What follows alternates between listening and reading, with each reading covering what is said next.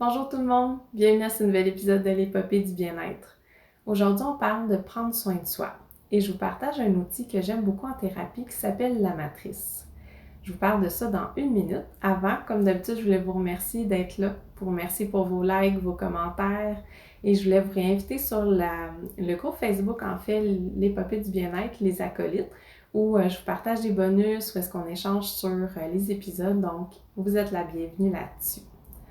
Alors, prendre soin de soi. C'est pas tout le temps simple. Je pense qu'on est dans une société, je parle souvent de la société, mais on est quand même dans une société qui est beaucoup axée sur la productivité.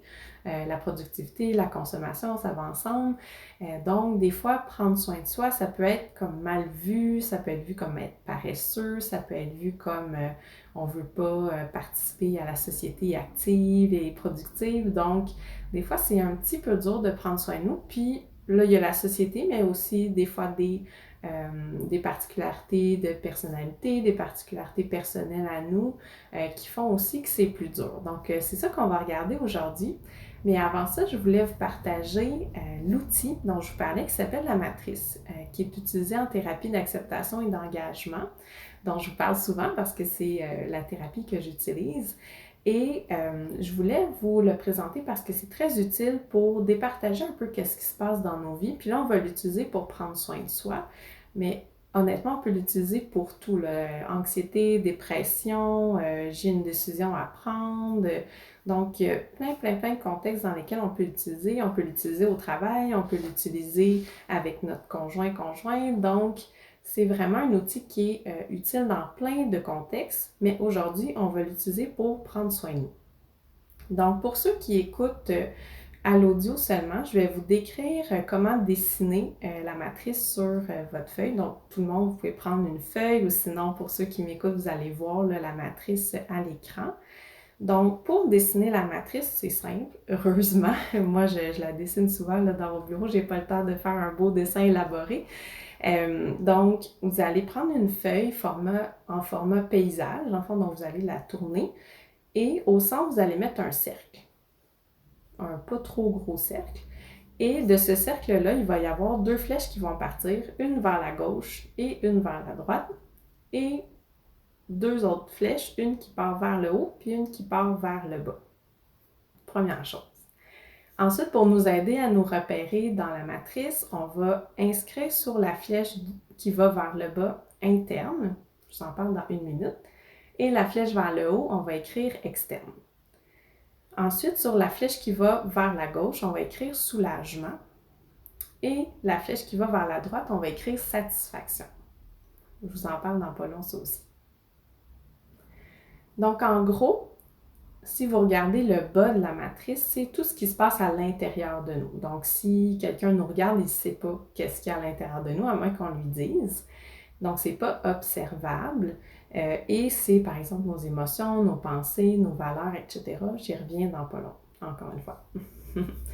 Et dans le haut de la matrice, on a ce qui est observable, ce qui est visible. Donc, si on mettait une caméra sur nous, on verrait des actions, on verrait qu'est-ce qu'on est en train de faire. Donc, c'est pour ça que c'est externe, on voit un peu qu'est-ce qui se passe.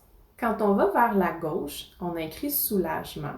Dans le fond, quand on va vers la gauche, c'est pour s'éloigner de choses qu'on n'aime pas. Donc, c'est des actions qu'on fait pour s'éloigner de peut-être émotions pas le fun, pensées, etc. Donc, on va pouvoir décrire ça dans quelques minutes encore. Et quand on va vers la droite, dans le fond, c'est quand on va vers nos valeurs. Donc, les actions qu'on pose pour aller vers le genre de vie qu'on veut, le genre de personne qu'on veut être, vers nos valeurs.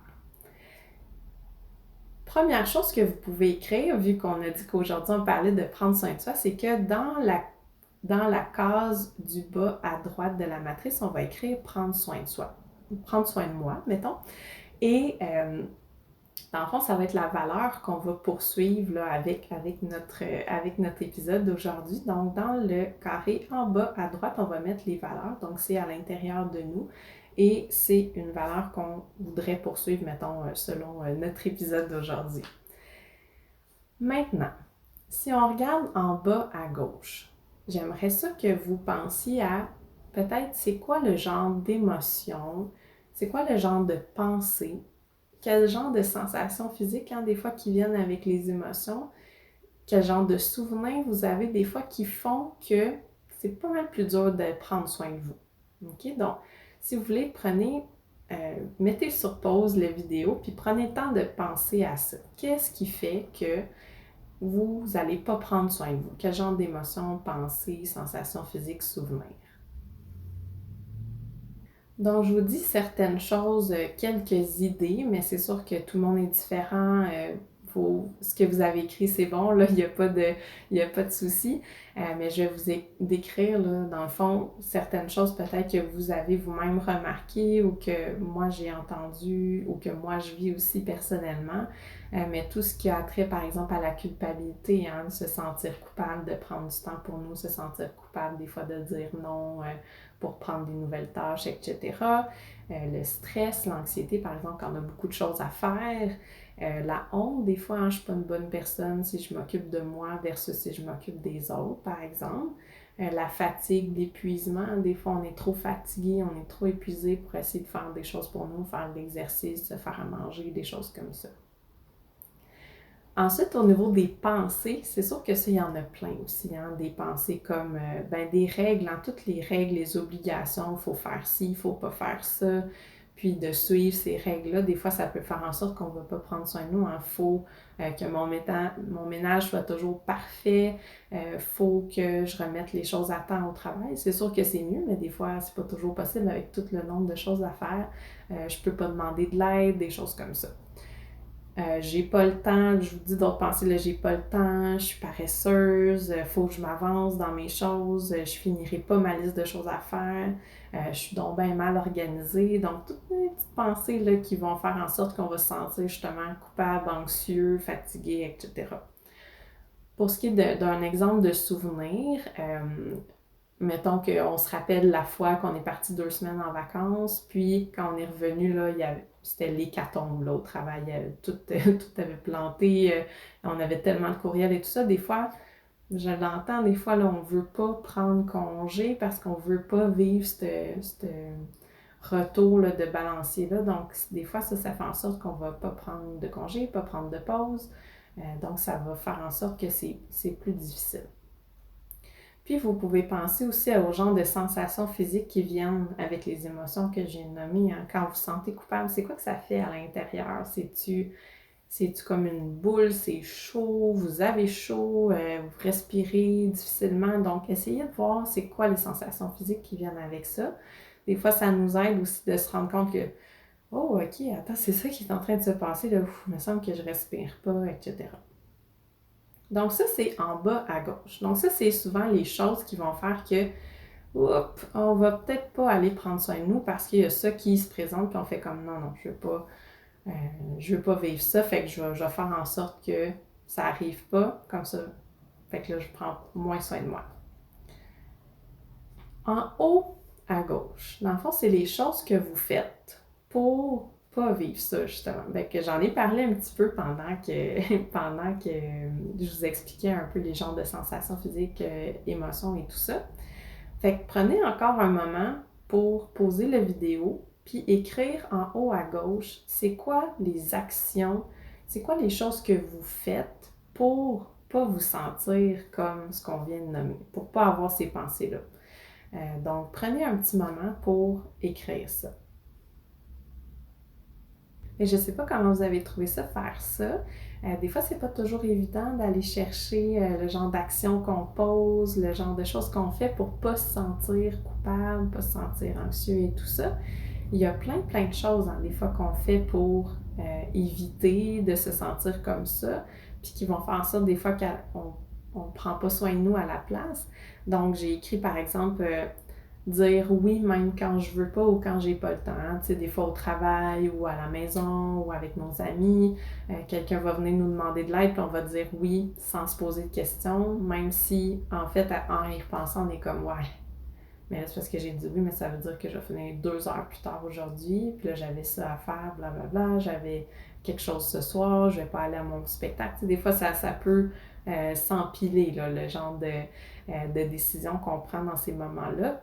Puis on va en parler, c'est peut-être pas des décisions conscientes non plus. travailler sans arrêt, hein, puis l'impact que travailler sans arrêt peut avoir, par exemple, sur notre famille, sur nous, prendre soin de nous, mais prendre soin aussi de notre famille, faire des choses qu'on aime et tout ça. S'arranger pour que tout soit parfait, hein, écouter les fameuses règles de faut faire le ménage et tout ça, donc des fois d'écouter sans se poser de questions ces règles-là, mais ça veut dire qu'on fait exactement tout pour que tout soit parfait, mais des fois ça fait en sorte que ça prend beaucoup de temps. Ça alourdit des fois nos journées et tout ça. Donc, des fois, de choisir aussi où est-ce qu'on met notre perfection. Hein. Des fois, si on veut que tel courriel, parce que c'est à quelqu'un d'important, on va le peaufiner puis ça va nous prendre 30 minutes, OK. Mais si c'est tous les courriels de la journée, là, ça commence à être difficile puis ça prend beaucoup de temps. Fait que le temps qu'on prend pas des fois pour prendre soin de nous, justement. Écouter la télé, des fois parce qu'on est trop brûlé, hein, ou scroller là, sur Instagram ou sur Facebook, tu sais, comme l'espèce de je suis plus là, je suis plus vraiment, je suis comme un zombie, puis je suis sur la télé ou sur mon téléphone à scroller. Comme on va voir, c'est pas nécessairement une mauvaise chose, mais c'est des fois, c'est par défaut, on fait ça parce qu'on sait pas quoi faire d'autre ou parce que c'est la seule chose qui nous relaxe. Refuser toutes les invitations d'amis, famille. Hein. Des fois, c'est ça qu'on va faire aussi. On va réduire sur les choses qui nous font plaisir, les choses justement qui pourraient prendre soin de nous parce que là, il faut travailler, il faut avancer nos affaires. Puis s'organiser, par exemple, plus, là. Pas juste s'organiser pour s'aider, mais comme se sur-organiser pour essayer de sortir de ce cercle vicieux-là de travailler sans arrêt, de ne pas prendre soin de nous. Alors ça, c'est juste des idées, mais vous avez probablement eu plein d'autres idées par rapport à ça. Donc là, on a parlé de ce qu'on fait pour s'éloigner de, par exemple, la culpabilité et tout ça. Donc, qu'on fait pour s'éloigner des sentiments pas le fun, des sentiments et pensées pas le fun. Là, on va regarder qu'est-ce qu'on peut faire pour se rapprocher de notre valeur de prendre soin de nous. Puis là, comme vous voyez, hein, c'est comme deux côtés un peu opposés. Là, c'est que quand on va vers la gauche, bien souvent, on va pas vers la droite. Donc, un peu, on va voir, dans le fond, qu'est-ce qu'on peut faire pour aller vers la droite, puis comment on fait pour prendre des décisions par rapport à ça, comment je fais pour y aller plus souvent vers la droite. Maintenant, encore une fois, posez la vidéo, puis vous allez écrire en haut à droite qu'est-ce que vous pourriez faire pour prendre soin de vous, qu'est-ce que vous faites déjà pour prendre soin de vous, je suis sûre que vous faites déjà des choses pour prendre soin de vous, et qu'est-ce que vous pourriez faire qu'est-ce que vous aimeriez faire d'autre, ou qu'est-ce que vous pourriez faire de plus pour prendre soin de vous. Donc, mettez la vidéo sur pause et réfléchissez à ça. Alors, j'espère que ça faisait du sens de faire ça. Je serais curieuse de savoir ce que vous avez mis. Je peux vous donner quelques idées que j'ai eues là, des fois en pensant à moi ou à des clients. Mais tu sais, toute l'idée des bonnes habitudes de vie, hein. Veut pas, on s'en sort pas, mais tu sais, l'alimentation, l'exercice, le sommeil, c'est toutes des choses qu'on fait pour prendre soin de nous. C'est pas toujours évident à faire, mais tu sais, de le faire un petit peu plus, des fois, ça nous fait du bien.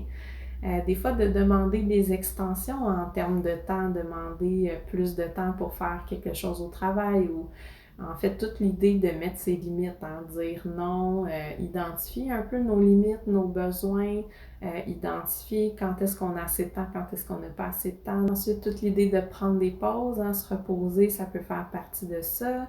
Faire des activités qu'on aime, organiser pour s'aider. On a eu se sur-organiser, mais il y a toute une partie aussi qui peut être très aidante de s'organiser pour la charge mentale, pour aider un peu à organiser nos affaires. Donc, j'espère que ça fait du sens quand même pour vous. Là, c'est dur d'avoir votre feedback là, en le faisant comme ça en vidéo.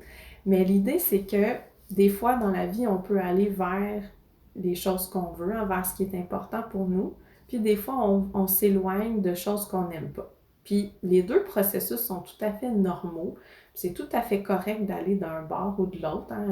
On peut imaginer que c'est très utile des fois de s'éloigner de quelque chose de pas le fun, même que c'est important pour la survie. L'affaire, c'est que ce qui arrive avec ça, c'est que souvent, aller vers la gauche, ça devient un automatisme. Hein?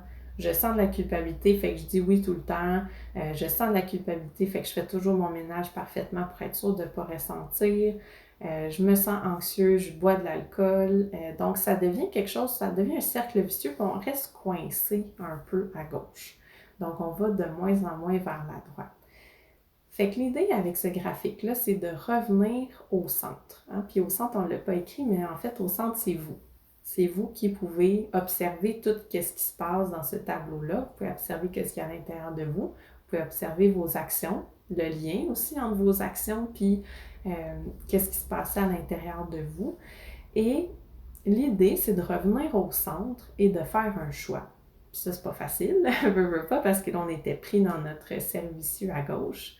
L'idée, c'est de revenir au centre puis de faire un choix selon le moment. Hein, la dernière fois, je vous disais, ça dépend du contexte, ça dépend. Puis c'est ça un peu ce graphique-là, c'est en ce moment, là, qu'est-ce que j'ai le goût de faire? J'ai le droit d'aller vers la gauche puis d'écouter la télé ou de scroller sans arrêt. J'ai le droit de dire oui à un collègue parce que je veux l'aider puis peut-être je me sens un peu coupable, c'est correct. Et peut-être qu'il y a des fois, par exemple, que je veux aller vers la droite. Même si je me sens coupable, je veux aller vers la droite, puis je veux dire, OK, ben là, je vais dire non. Je me sens coupable, mais je vais dire non quand même, parce que j'en ai besoin. Fait que c'est ça l'idée un peu. Revenir au centre, observer qu'est-ce qui se passe pour nous. Hein. Oh, là, je me sens coupable. Là, il y a des chances que j'aille vers la gauche. J'ai le droit d'aller vers la gauche, c'est bien correct. Qu'est-ce que je veux faire là? Et ça va être quoi les conséquences aussi de chaque choix, hein? Parce que, OK, là, l'idée, c'est que je vois, j'ai beaucoup de travail, quelqu'un me demande de l'aider 2 heures. Est-ce que je suis prête à accepter de travailler 2 heures de plus, oui ou non? Et j'ai le droit de le faire juste parce que je me sens coupable, c'est correct, mais peut-être qu'une journée, je vais faire, je me sens coupable et je vais dire non. C'est rough, mais ça peut nous aider justement à prendre soin de nous puis à faire ce qui fait du sens pour nous. Donc, l'idée là-dedans, puis l'idée dans la thérapie ACT, c'est vraiment la flexibilité, hein? Être capable de revenir au centre, d'observer ce qui se passe puis de choisir de façon flexible. Donc, on n'est plus pris, ou en tout cas moins pris à gauche. On n'est pas coincé dans un cercle vicieux à gauche. On se ramène au centre puis on réfléchit à ce qu'on veut faire. Puis c'est sûr que là, il est très simple, hein, le graphique, parce qu'il y a juste une valeur en bas à droite. Puis si je peux peut-être nuancer un petit peu, hein, tout le graphique est à propos des nuances, d'être flexible, de choisir selon le contexte. L'idée aussi, c'est que des fois, en bas à droite, ben on veut pas, on n'a pas juste une valeur là, dans la vie. Là, on regardait pour prendre soin de nous. Ça fait du sens de mettre juste une valeur en ce moment parce qu'on parle de prendre soin de nous. Mais il y a souvent plusieurs valeurs. Hein? Puis là, par exemple, j'avais écrit sur mon graphique être dévoué pour les autres, par exemple. Fait qu'on peut s'imaginer à quel point une valeur comme être dévoué pour les autres peut venir clasher avec une valeur de prendre soin de soi. Hein? Si quelqu'un a besoin d'aide, justement, dire non, ça clash avec ma valeur d'être dévoué pour les autres. Donc, sachez que des fois, on souffre, on se sent coupable, on se sent anxieux, on est triste, parce que des fois, il y a 2 valeurs qui clashent ensemble, puis qu'il n'y a pas de bon choix. J'aimerais ça t'aider. C'est super important pour moi d'être dévouée puis de t'aider, mais là, actuellement, c'est pas un bon moment où j'ai besoin de prendre soin de moi. Je sens que je vais tomber bientôt, je sens que c'est vraiment difficile, donc, sachez que des fois, on souffre parce qu'il y a des valeurs qui sont en conflit ou qu'on voudrait pouvoir aller vers les 2 valeurs en même temps, mais on ne peut pas. Donc, des fois, ça arrive aussi. Puis ça arrive aussi que les valeurs soient surinvesties, hein, de toujours être dévoué pour les autres. Mais c'est premièrement pas toujours possible ou pas toujours souhaitable. Puis des fois, ben une valeur surinvestie, ça devient une règle, puis ça devient rigide. Donc, ça devient, ben on va toujours à gauche parce que il faut que je sois dévouée pour les autres. Ça peut pas, je peux pas faire autrement. Donc, c'est très difficile des fois de voir ça, puis fait que des fois d'être bienveillant envers nous, d'être doux et douce envers nous par rapport à ça, puis de dire « Ah ouais, hein, c'est rough parce que moi j'aime ça être gentil, j'aime ça être dévoué, j'aime ça aider les autres. » Fait que, tu sais, de dire non, puis de pas être là quand quelqu'un a besoin parce que moi je survis à peine. Mais c'est dur de faire ces choix-là, donc soyez bienveillants et bienveillantes envers vous par rapport à ça. Donc, j'espère encore une fois que ça fait du sens. J'ai hâte de vous entendre là-dessus. Donc, c'est un outil, comme je vous disais, qui peut être utilisé vraiment à plein de sauces, hein. Il est vraiment en business, c'est utilisé des fois pour voir les valeurs d'entreprise. On peut le faire en couple. C'est vraiment quelque chose de très versatile. Vous pouvez l'utiliser vraiment avec plein de difficultés que vous vivez.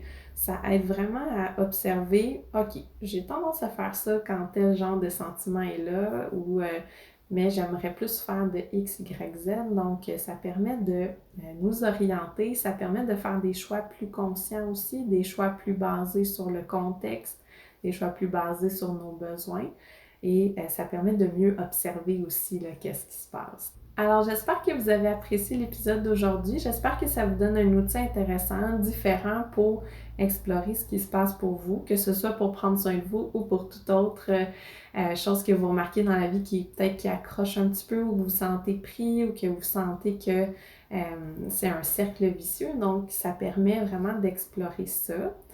Je vous réinvite sur la communauté Facebook Les Popées du Bien-être, les acolytes. Ça va me faire plaisir de jaser avec vous de cet outil-là. Et n'hésitez pas à vous abonner au podcast, soit sur les grandes plateformes de podcast, Spotify, etc., ou sur YouTube pour rester informé des nouveaux épisodes. Donc, j'ai hâte de vous retrouver pour le prochain épisode. On se parle dans 2 semaines. Bonne journée! Au revoir!